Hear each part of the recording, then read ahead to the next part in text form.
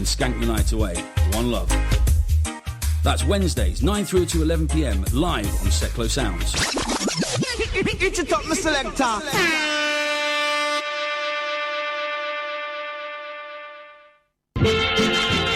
This is SECKLOW Sounds. Join us every Wednesday at 7 p.m.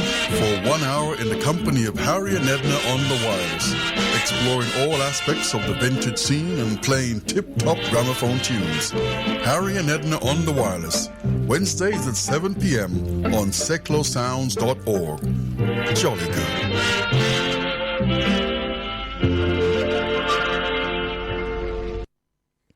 Welcome back to the Christmas special episode of SECKLOW Classics with me, Lottie Greenhow. I've heard from a few more listeners this morning. Thank you very much for writing in. Big hello to Alan and Richard from Ealing, who are listening with their whole family. I'm going to put a picture of them on Facebook in a minute because they've sent me a picture of them all listening to my show. Also, big hello to James Hawkins, also from London. I'm going to be telling you a bit more about James later in the show, but for now I'm just going to tell you he said I have a very nice radio voice, so he's my favourite person at the moment. Thank you very much for writing in. Lovely to hear from you all. If you would like to hear your name on air, do let me know that you're listening. You can let me know on Facebook or Twitter or by email, secklowclassics@gmail.com. Just let me know if you are listening in. Just before the break, you heard the Busk Carol The Angel Gabriel, sung by the choir of King's College, Cambridge. We're now moving into a slightly less traditional part of the show. I'm going to be playing some more modern Christmas music, and starting off I'm going to play you a recording of Morton Lauridsen's O Magnum Mysterium. This is a setting of a Latin text about the animals in the manger who have just seen the baby Jesus for the first time and how awestruck they are by it all the cows and the camels and the donkeys and so on that were in the stable, all looking at this tiny baby in the manger. This recording is by Polyphony under the direction of Stephen Layton.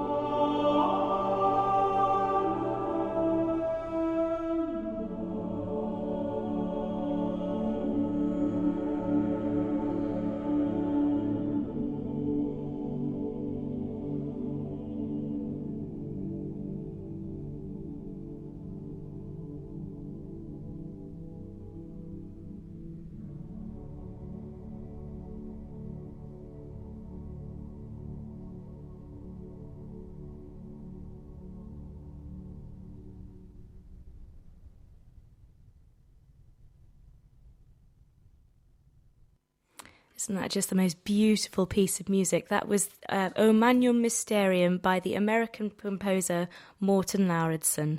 If you don't know his music, it's very, very much worth checking out. It's an absolutely beautiful way that he writes. I've just had it described as fabulous and scrunchy-tastic by somebody who's listening, so I think that's a very apt description.